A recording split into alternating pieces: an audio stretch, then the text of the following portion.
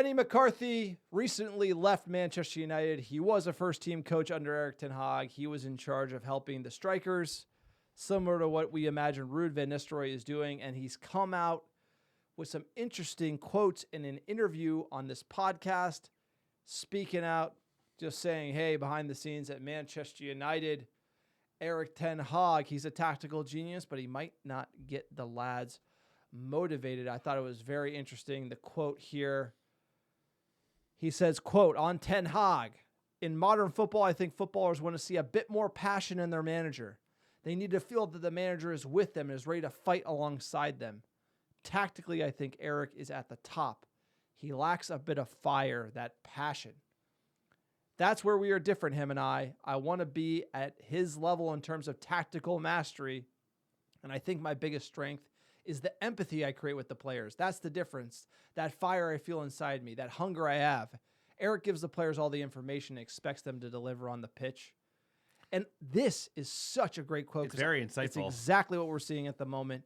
The manager is on the hot seat. He can tell the players what to do, but he can't relate to them, can't get that fire going in them. And that is the disconnect we see on the pitch. They have the instructions, but we're not seeing that fire. And I think, it kind of makes sense. He was brought in with a really strong CV, and every time we've had criticisms with this coach, it's been like, where are the tactics? Where's the strategy? I think he's just not good at he's not a man manager. And so much of the game now is about man management, the ability to motivate players, the ability to get a team together and get more out of it than the sum of the parts.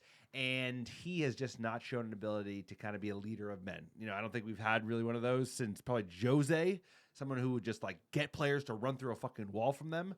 And that's what we need back at United, because United, we might be missing slightly in tactical or challenges with certain players. Yeah, we could use another striker, but at the end of the day, the biggest problem with this team around the players is they lack a backbone. They lack the fortitude to be able to endure a football match, to be able to take the punches wave after wave and say, give me more. And this team is just so soft, so fickle. They break on a dime. And I just think, honestly, I don't tactics don't matter as much at this point. We just need someone who's just going to fucking grab the boys by the neck and get them motivated. At this point, I don't even, you just need I hate to say it, bring in Sean Dyche.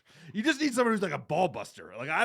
Tactics in the world doesn't matter, yeah, but bro. it doesn't matter. It doesn't matter about tactics. Exactly. Tactics aren't going to win us games, right? It's the effort is going to win us games. That's the problem with Manchester United. We don't see 90 minutes out of this team.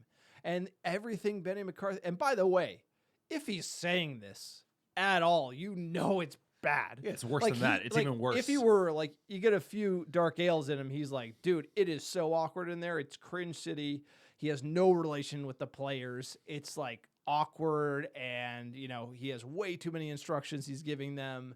It's not about just the basics. And at the end of the day, Manchester United need to get back to basics to play the game, to be able to succeed on the pitch over 90 minutes. I just think this quote is just eye-opening, that somebody who worked for him behind the scenes, his contract wasn't renewed, would come out and say this. He's trying to shine up the tactical mastery of Ten Hag, but what do you have if you only have tactics, like we've talked about on the podcast proper before? And what you have is a flat football team. And I would even argue at certain levels, when you're dealing with all-stars, people that are paid so much money, the motivating part of it is even more difficult, where you need to be able to get the Sanchos of the world. You have to be a man manager to get the best out of these players, these all-stars that have all the money and everything, just like Rashford. He's struggling with the Rashfords, the Sanchos, the Ronaldos. I would argue the more that you get these bigger players on side, debate if Sancho's a big player, but the more that you can get these big egos on your side and motivated, everyone else is going to fall in line. And I just feel like we haven't seen that from Erik ten Hag, and a very insightful quote from Benni.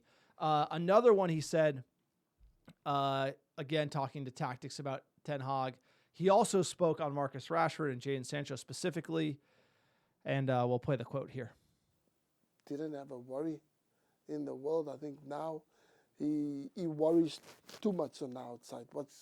What's been said, what's been done, and what's going on. I think if he can just refocus himself back to that Marcus that was just almost carefree, was just coming to training. So again, talking to Marcus Rashford, what does he say? He's focused on what other people are saying, right? He's not carefree. What does Marcus look like? It looks like he's reading social media comments, firing back on Twitter, like thin-skinned, all about Instagram and likes and everything outside the pitch, not focused. And like he's telling you right here. Like, I mean, this is the nicest way you could possibly say exactly what we think's going on is with Rashford. Yeah, I mean, I think he's just got to focus on his game. Benni McCarthy, he was there when he scored that 30-goal season, and that was the best Marcus Rashford has looked, and he has that in him. But it's like it's hard to be a star. It's hard to be a player of his status, and then even transcend the sport like he did during COVID when he was so involved with feeding kids, which was a noble pursuit. But at the end of the day, it's hard to be a star athlete.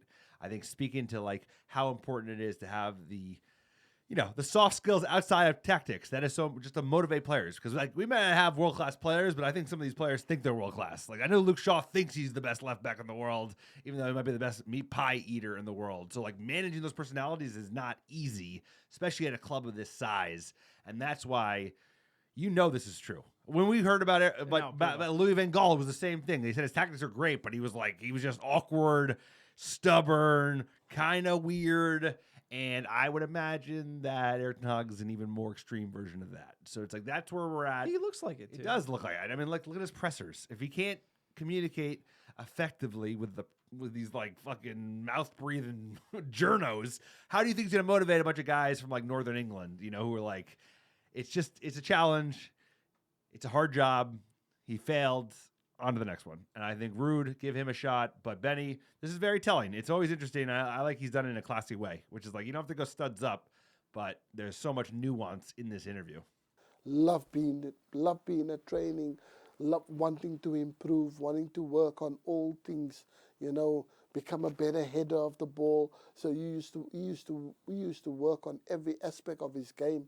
And then I think as time it started deteriorating because of all the noise around and England and so forth. So I think all that's a factor, and it kind of mental block where.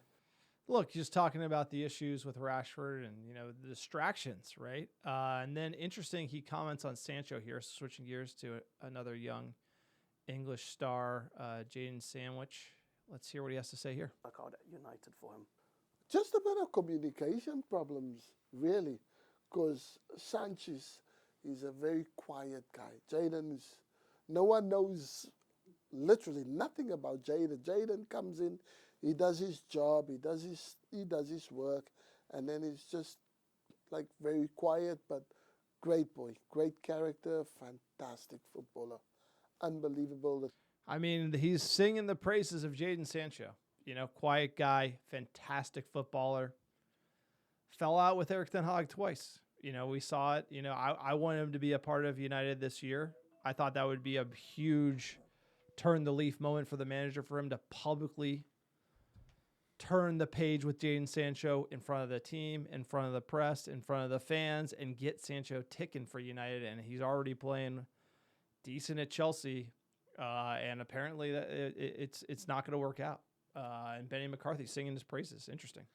Yeah, a lot of players like that at United didn't work out. It's hard to make it at Manchester United. So he's shown that challenges with big players, big personalities. And I think it's really hard to come into United and knowing that certain players have accomplished more than you have, and then being like, all right, I can put that aside and just focus at what I'm good at, and not be fighting shadows. And fighting shadows is what this manager has chosen to do. It's hard not to do it, especially when you can't take an L. You have to be able to own the mistakes you've made, learn from those mistakes, and acknowledge that you have I screwed up. I'm going to fix it next time. He has not done that enough.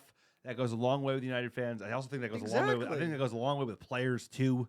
Be humble, be honest. Don't be a bluffer to us. Because I would imagine, I know what you say to the press is not what you say to the players, but I still imagine there's a Dutch delusional factor where he's fucking so stubborn that he's probably saying this shit to these players, and these players are like, what is this guy on? So no, but it's also, there's something that I feel in what Benny's saying. He's trying to counter the narrative, what Ten Hag has kind of laid down, which is there's no way he should play for this team. And if it's just a bit of miscommunication, how could you not get over that to try to get the best out of a player? I think Sancho shares in the blame. But as a manager, man management is critical, and there's too many infighting, or like too many battles that he's picked, and it's only total victory or nothing. Right. I kind of feel like with the Ronaldo saga, it didn't need to get that bad. He could have tried to last the season, or with Sancho, he could have had some involvement this season, but it does feel it kind of he goes for the total victory. And that speaks to being stubborn and having an ego. And like you said, that's difficult if you're kind of isolating some big personalities that could help you on the pitch. You're limiting your options, right? And then you get down to the Scott McTominays of the world, and that's kind of a habit that we've seen. But very interesting insight from Benni McCarthy, Benny's got perspective.